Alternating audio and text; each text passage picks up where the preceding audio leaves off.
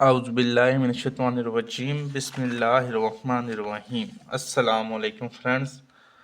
आज का जो हमारा टॉपिक ऑफ डिस्कशन है वो है ideal state concept by Plato and Aristotle. कि अगर किस तरह क्वेश्चन आ जाएगा एग्जाम में, अगर सवाल में पूछे, पहले दो वीडियोज़ में हमने प्लेटो को आइडियल स्टेट थ्योरी को एक्सप्लेन किया है और उसके बाद प्लेटो की को एक्सप्लेन किया थ्योरी को। अभी हम इंशाल्लाह डिस्कस करेंगे कि इन दोनों का कंपैरिजन।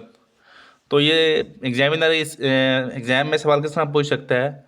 वो पूछ सकता है Aristotle was great but not great student of Aristotle. तो इसको कैसे एक्सप्लेन करना है, क्योंकि वो पूछ रहा है कि दोनों ने आइडियल थ्योरी पेश की थी, तो उसके बारे में एक्सप्लेन करना है। फिर वो पूछता है compare ideal states of Plato and Aristotle, कि कंपेयर करना है इन दोनों के कंसेप्ट को। आइडियल स्टेट का जो उन्होंने आइडिया दिया था उन दोनों को हम कंपेयर करना है। वो कहता है प्लेटो स्टेट इज एथोपियन, यानी इम्पॉसिबल है, यानी रियल नहीं है, आइडियलिस्ट है, यानी सिर्फ आइडिया एग्जिस्ट करता है, रियल नहीं है। But Aristotle state is real और प्रैक्टिकल। तो इस चीज़ों को मद्देनज़र रखते हुए इस तरह का अगर वो एग्जामिनर सवाल पूछे तो उसको कैसे करना है, क्या कहते हो, आंसर करना है। सबसे पहले तो आपने इंट्रोडक्शन देना है कि इन दोनों को क्या क्या चीज़ें आप एक्सप्लेन करेंगे। इंट्रोडक्शन फॉर एग्जाम्पल आप में बताएंगे कि जो मैं आपको चीज़ें बताऊँगा ना, उसका आपने हेडिंग्स का जो इंट्रोडक्शन आपने दे देना कि आपने कौन कौन सी हेडिंग्स इस्तेमाल करेंगे पूरे क्वेश्चन में। तो उसके बाद आपने पहला जो कंपैरिजन करना है या उसका वो स्टूडेंट था कैसे कंपेयर करना है, वो सबसे पहले है कि thought method, thought of ideal state. तो सबसे पहले जो थॉट था, जो प्लेटो का थॉट था ना, वो था इमेजिनरी, क्यों वो उसने इमेजिन किया था।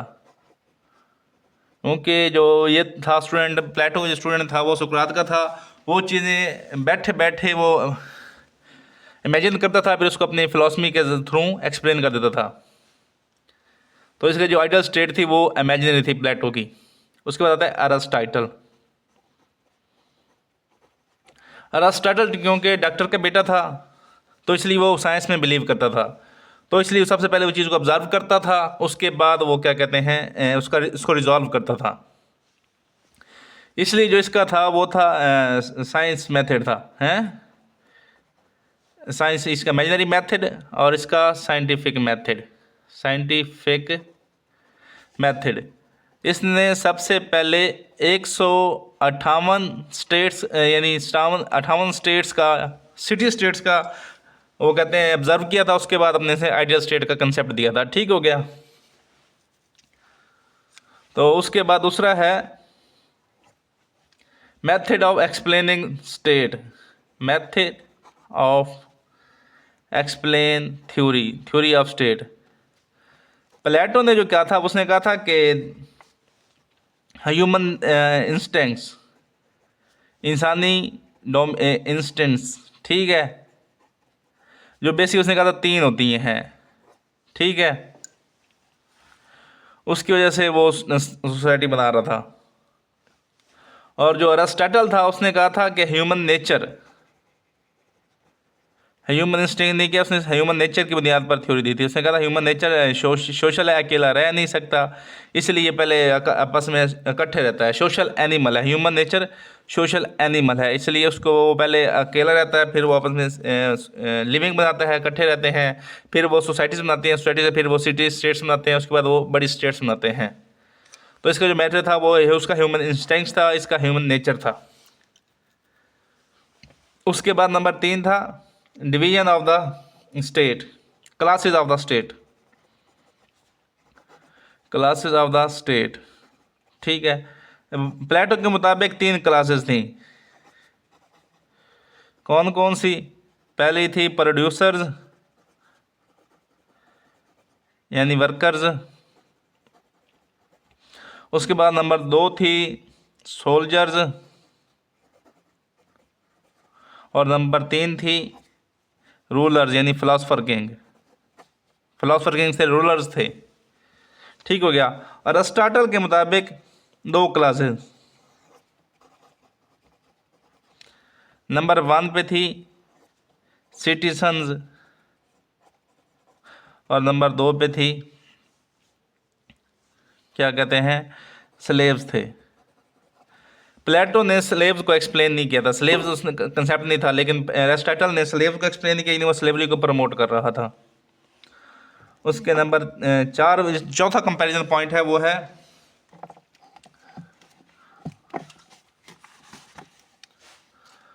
है task of the classes. Task of the classes Plato के मुताबिक जो 4 जो हैं 3 मेन काम है। कहते हैं प्रोड्यूस करना यानी जो फूड प्रोड्यूस करना, उसके बाद डिफेंड स्टेट को डिफेंड करना, सोल्जर्स, और प्लस थी रूलर्स, रूल करना यानी स्टेट को रूल करना। ये 3 टास्क थे प्लेटो के मुताबिक। अरिस्टोटल के मुताबिक 6 काम थे।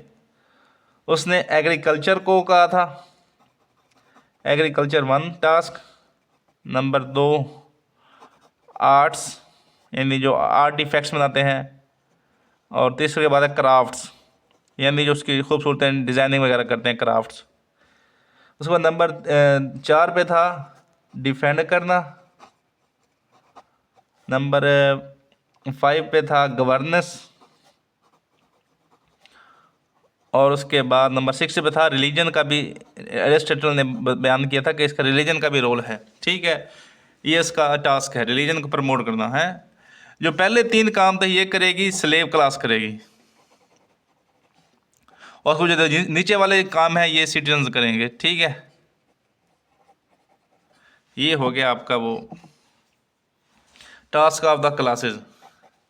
इसके जो पहला जो करेंगे ये वो प्रोड्यूसर्स करेंगे, ये डिफेंस सोल्जर्स करेंगे, और रूलर फिलासफर किंग करेंगे हैं, फिलासफर किंग्स करेंगे हैं, रूलर्स करेंगे। टास्क ऑफ हो गया।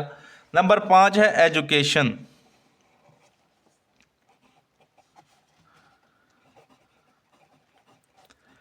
एजुकेशन पे कंपैरिजन प्लेटो जो कहता है वो कहता है कि ये स्टेट इंस्टीट्यूशन है, ये स्टेट यानी गवर्नमेंट ड्यूटी है। एजुकेशन ये है गवर्नमेंट ड्यूटी है। उसके बाद इसमें male female equal to all, ये सब के लिए इक्वल टू ऑल है।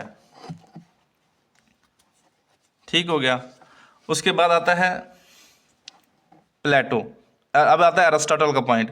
अरिस्टोटल ये भी गवर्नमेंट ड्यूटी होनी चाहिए, ये सिर्फ जो सिटीजन्स हैं उनके लिए है। ठीक है, इसमें स्लेव्स को एजुकेशन देना ज़रूरी नहीं, लाजमी नहीं है। ठीक हो गया।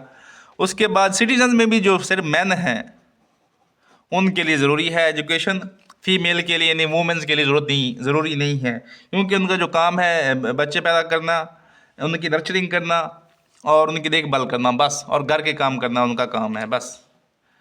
एजुकेशन सिर्फ इनका काम है, क्योंकि ये जब जवान होंगे तो ये डिफेंड करेंगे अपने स्टेट को, जब ये थोड़े बूढ़े हो जाएंगे तो ये गवर्नेंस संभालेंगे, और जब ये क्या कहते हैं जब ये बूढ़े जाएंगे तो ये बच्चों को मज़हब सिखाएंगे।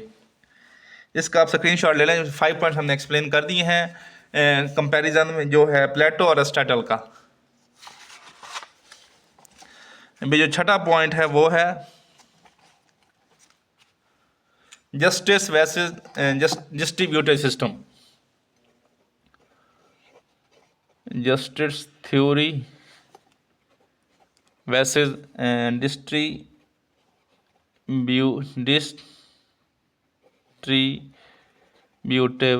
Justice.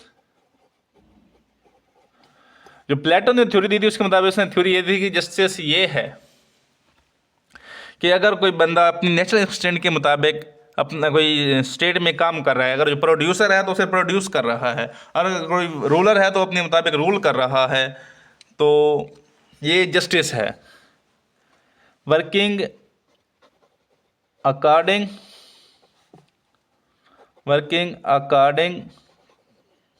To its instant, then it's called justice.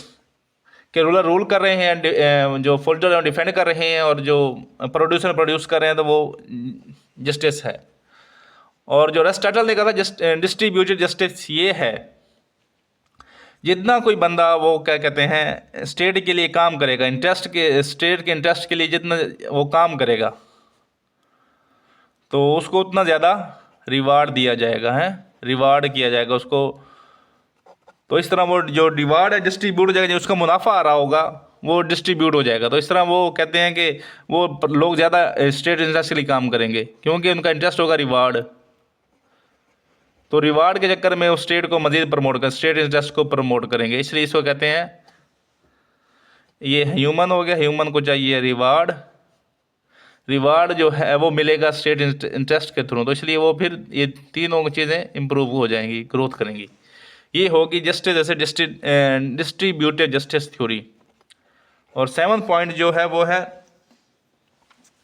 Constitutionalism versus philosopher king.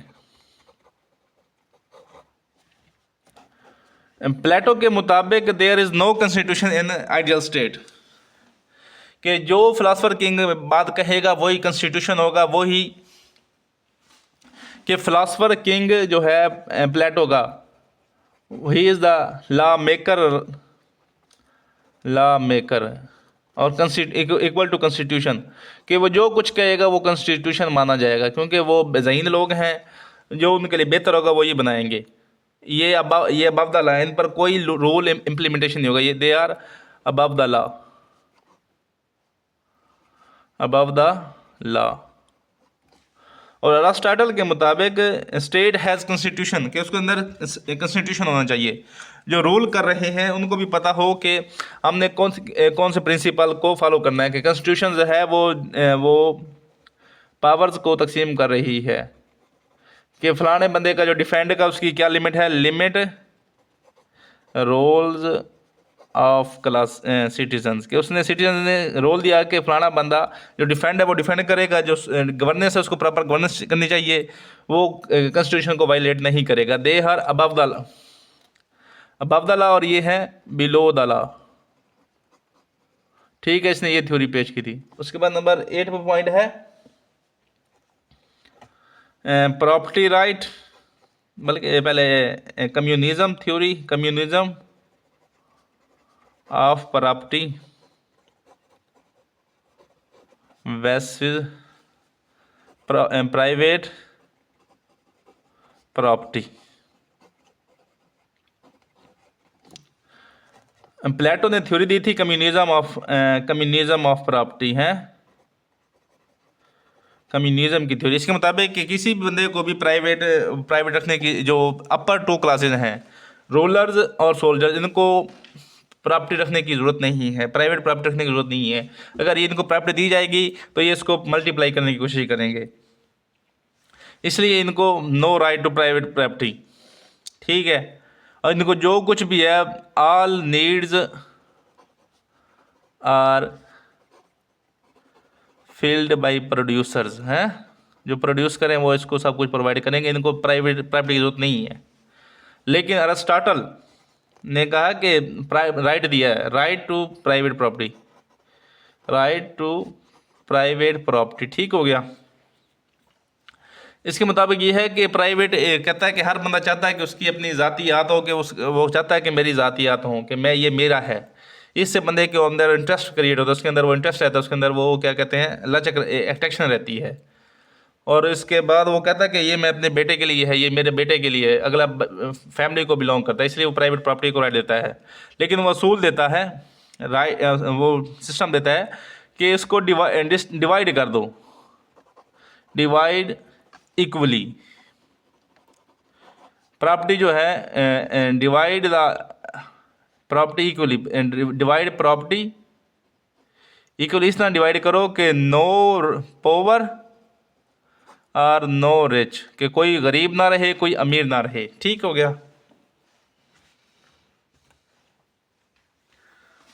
उसके बाद नंबर 9 पॉइंट है state as end or mean. Plato के मुताबिक स्टेट एज एंड है, स्टेट एज एंड कि स्टेट को हमने वो करना है, डेवलप करना है, स्टेट को हमने एम्पावर करना है कि वो सब कुछ स्टेट ग्रो करे।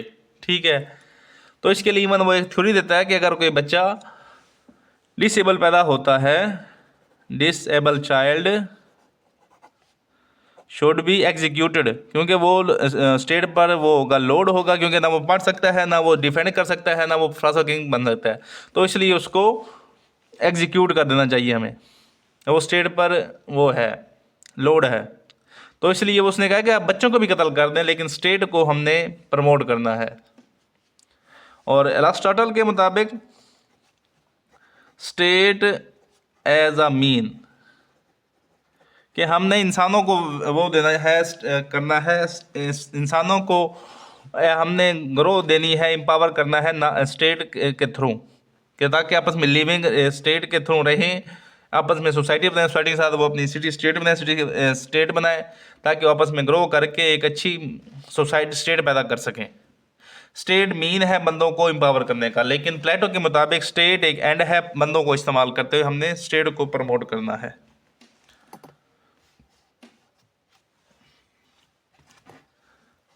नंबर 10 पॉइंट है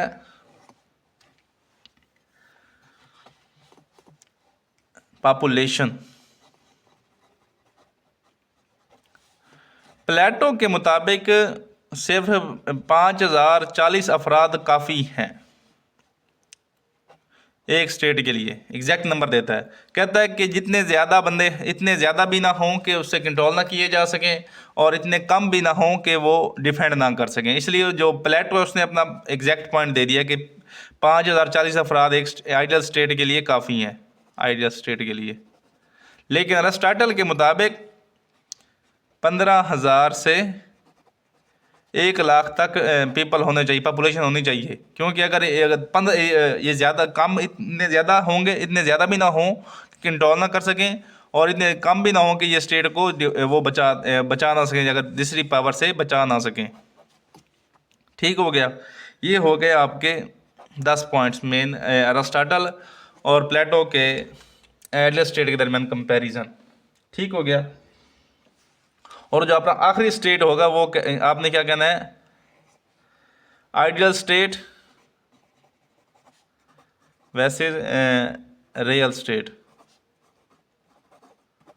प्लेटो की जो स्टेट है वो सिर्फ आइडियलिस्टिक है, यानी आइडियलिस्टिक है, लेकिन इतनी चीज़ें इतने यकीनी के साथ नहीं कह सकते, क्योंकि वो कहता है कम्युनिज्म ऑफ प्रॉपर्टी भी हो, कम्युनिज्म ऑफ फैमिली भी हो, उसके बाद वो क्लासेस भी वो चेंज ना हो, जो क्लासेस बन गई हैं वही लगी रहें, 50 साल तक बंदा पढ़ता रहे, 10 साल के बाद वो हुकूमत में आए, 60 साल में वो मर जाता है। तो इसलिए वो कहता है कि प्लेटो की जो स्टेट है वो आइडियलिस्ट स्टेट है, लेकिन अरिस्टोटल की जो स्टेट है वो प्रैक्टिकल है, रियल है, यानी इसमें कुछ चीज़ों में तब्दीली करके इसको एप्लीकेबल बनाया जा सकता है। तो अरिस्टोटल की जो स्टेट है वो रियल स्टेट है, और जो उसकी रियलिस्ट स्टेट है, और जो प्लेटो की है वो आइडियलिस्टिक स्टेट है। ठीक हो गया, ये आपने 11 पॉइंट्स अगर दे दिए तो आपने इनमें से सिर्फ 8 पॉइंट लिखने हैं अपने उसमें आंसर में, जो आपको इजीली याद रह सकें। एंड पे आपने कंक्लूजन बता देना है। कंक्लूजन यही बताना है कि इसके ऊपर तीन चार पॉइंट्स में जो है, जो आपके 8 पॉइंट आपने एक्सप्लेन करने हैं, जो 3 रह जाएंगे उनको आपने कंक्लूजन में एक्सप्लेन कर देना है शॉर्टली, तो ये आपका एक प्रॉपर आंसर हो जाएगा। अगर आपको किसी पॉइंट की समझ ना आई हो पूरे क्वेश्चन के दौरान, तो आप कमेंट सेक्शन में बता सकते हैं कि आपको किस जगह पे कौन से पॉइंट की समझ नहीं आई, तो मैं इंशाल्लाह कोशिश करूँगा कि उसको आपको प्रॉपर उसका जवाब दूँ कमेंट सेक्शन में। और अगर आपको वीडियो पसंद आई हो तो लाइक करें, अपने दोस्तों के साथ शेयर करें जो CSA PMS की भी तैयारी कर रहे हैं। तो वीडियो देखने के लिए सब भाइयों का शुक्रिया, वस्सलाम।